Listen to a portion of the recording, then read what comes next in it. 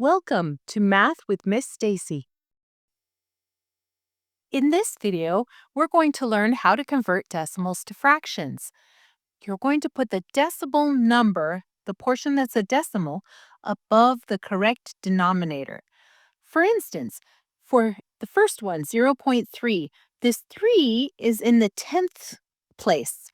So we put 3 over 10 for 3/10.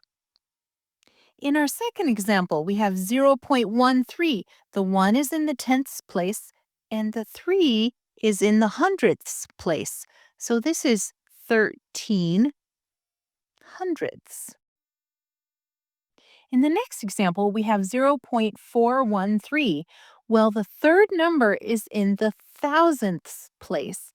So this is 413 thousandths.